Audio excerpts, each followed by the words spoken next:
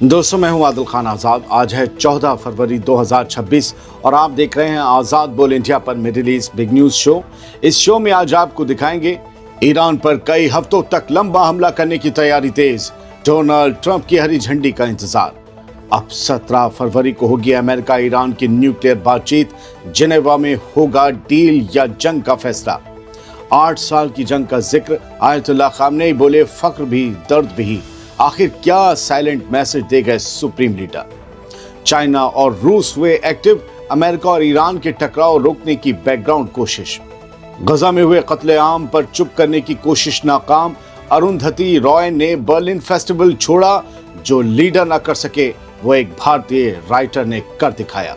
और हवा से आई इबादत की खूबसूरत तस्वीर, फ्लाइट में एक साथ इबादत करती नजर आई हिंदू मुस्लिम एयर होस्टेस। भारत के नफरती गिरोहों और जहरीले लीडर्स को यह खबर जरूर देखनी चाहिए। शुरुआत करते हैं इस शो की। ईरान पर हमला होकर रहेगा। अमेरिका हफ्तों तक चलने वाले मिशन की तैयारी कर रहा है। जी, ईरान पर हमला अब सिर्फ धमकी नहीं बल्कि बाकायदा प्लानिंग के लेवल तक पहुंच चुका है। 2 अमेरिकी सीनियर ऑफिशियल्स ने खुलासा किया है कि अगर डोनाल्ड ट्रंप हरी झंडी देते हैं तो अमेरिकी मिलिट्री हफ्तों तक चलने वाले ऑपरेशन के लिए तैयार बैठी है। यानी ये कोई एक रात की या कुछ घंटे की स्ट्राइक नहीं होगी, बल्कि एक लंबा टकराव हो सकता है। और शायद अमेरिका हल्के हल्के इसीलिए इस जंग को आगे बढ़ा रहा है ताकि लंबी लड़ाई की तैयारी पूरी कर सके। पिछले हफ्ते ओमान में अमेरिका और ईरान के डिप्लोमेट्स बात कर रहे थे, लेकिन उसी के साथ पेंटागन मिडिल ईस्ट में फोर्स बढ़ा रहा था। और अब 14 फरवरी में एक और एयरक्राफ्ट कैरियर, हजारों नए अमेरिकन फौजी, fighter jets, guided missile destroyer middle east पहुंच रहे हैं। यानी पूरा इलाका रफ्ता रफ्ता हल्के हल्के बारूद के ढेर में बदला जा रहा है। व्हाइट हाउस की स्पोक्सपर्सन ने यह साफ कहा है कि ईरान पर हर ऑप्शन टेबल पर है। इट मींस जंग भी उसमें इंक्लूड है।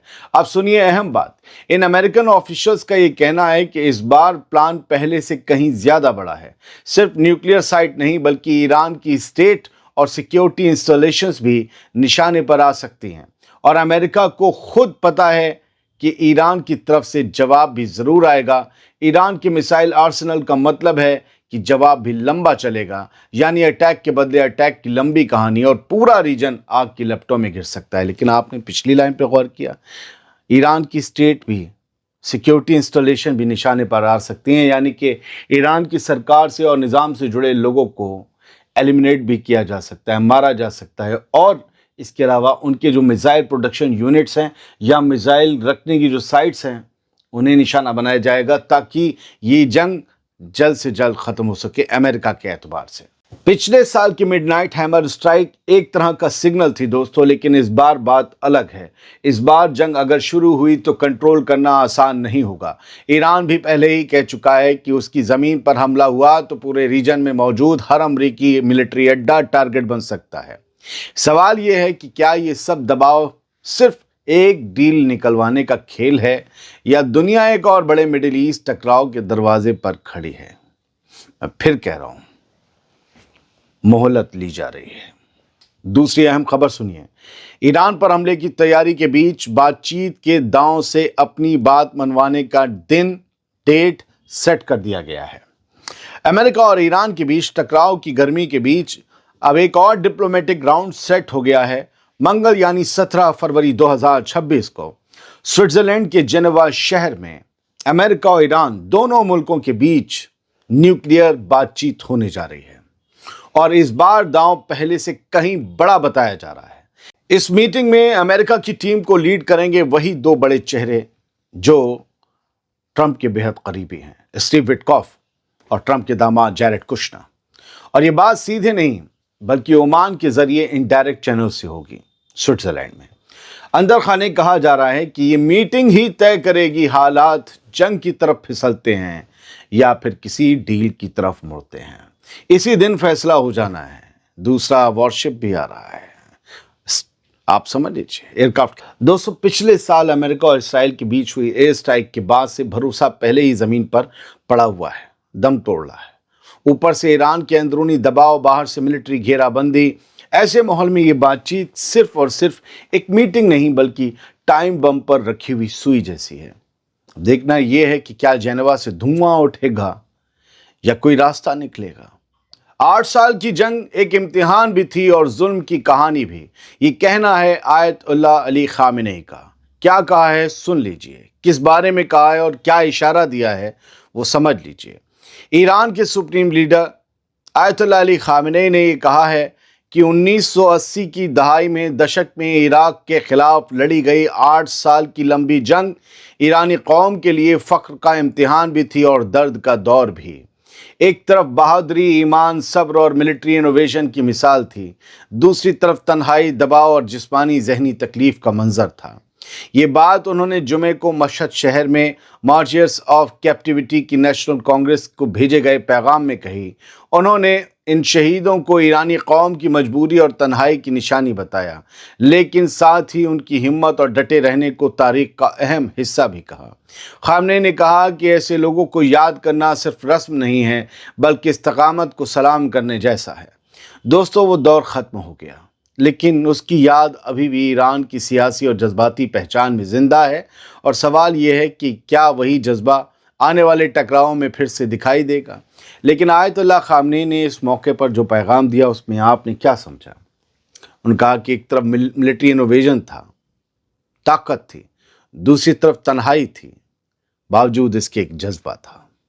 आज वही कहानी है जो 1980 से 88 के दौरान इराक वॉर में थी, उससे कहीं ज्यादा है। मोस्ट एडवांस वेपन्स हैं अमेरिका के पास। ये बात खुद ईरान भी कहता है, लेकिन ईरान के सुप्रीम लीडर वही कह रहे हैं कि जज्बा है, ईमान की ताकत है।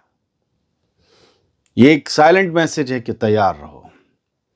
ये सोचकर पीछे मत हट जाना या अपने कदम कमजोर मत पड़ने देना कि तुम्हारे सामने सुपर पावर है। और ये बात कब कही जा रही है? जब खुद ईरान को लग रहा है कि जंग छोटी मोटी नहीं होगी, ये एक आध दिन का हमला नहीं होगा, ये एक लंबी जंग होगी, इसमें टिके रहना होगा, डटे रहना होगा, तभी बात कामयाबी तक पहुंचेगी या टेबल तक, लेकिन सरेंडर नहीं होगा। इसे समझें, जो नहीं कहा जाता उसे समझना बहुत जरूरी है। किसी चीज को याद दिलाकर किसी और चीज को याद दिलाया जाता है।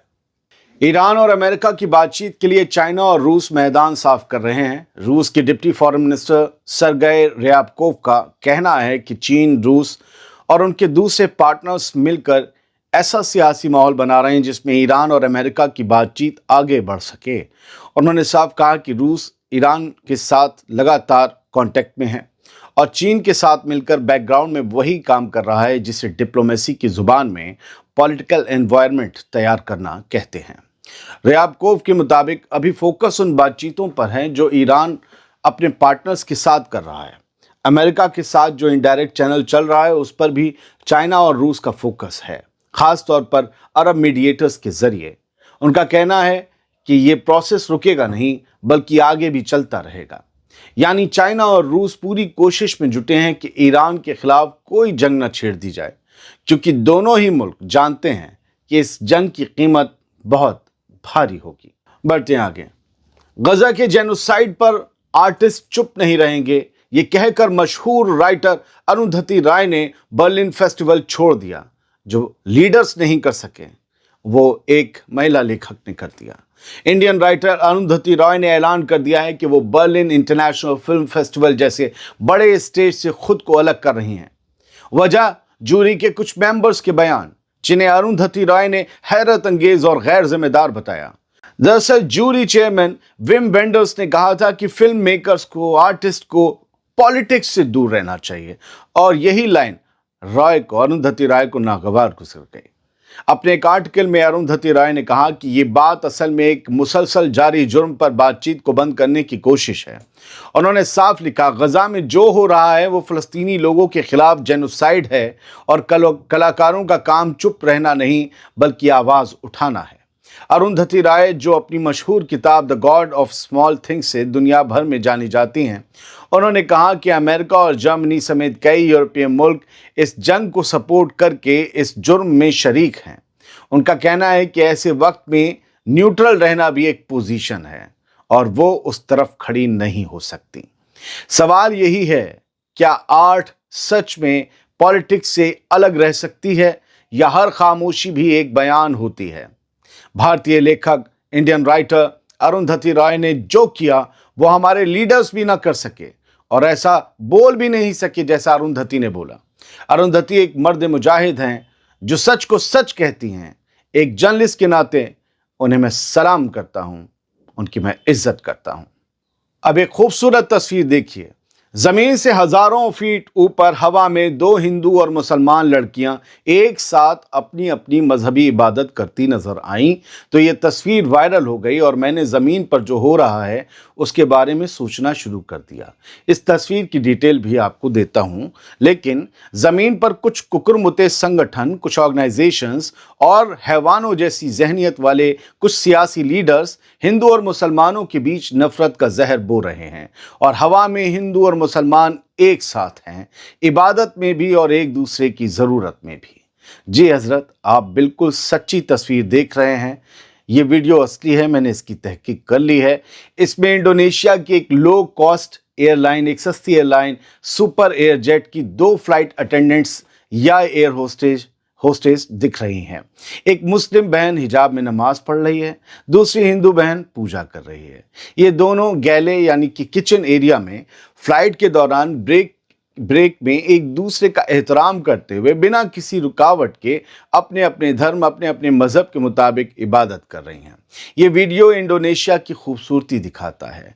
दुनिया का सबसे बड़ा मुस्लिम आबादी वाला मुल्क, लेकिन वहाँ हिंदू, ईसाई, बौद्ध सब हिफाजत और सुकून के साथ रहते हैं। वहाँ कोई किसी से नहीं कहता तुम यहाँ चले जाओ, वहाँ चले जाओ। दोस्तों, ये वीडियो शेयर करने वाला एक बहुत बड़ा एक्स हैंडल है, लेकिन उसने इसमें एक गलती कर दी है।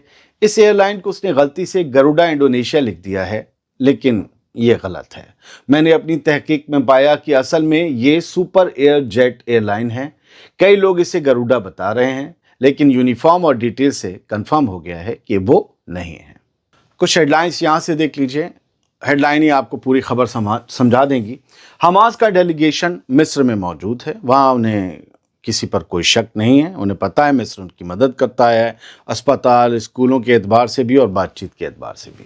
तो हमास का डेलीगेशन मिस्र में मौजूद है और काहिरा में वो जो हथियार रखने वाली बातचीत है, काहिरा में उस पर बातचीत करने के लिए गए हैं, क्योंकि सेकंड फेज़ जो इस सो कॉल्ड सीज़ फायर का शुरू हुआ है उसमें अपने हथियार जो हैं हमास को जमा करने हैं और आईडीएफ को रफ्ता रफ्ता जो है वो बाहर निकलना है। अब वो कौन से हथियार देंगे, क्या हैवी हथियार, पहले रॉकेट्स वगैरह सबमिट करेंगे और लाइट वेपन्स की क्या टाइमलाइन होगी, ये सब भी तय होगा।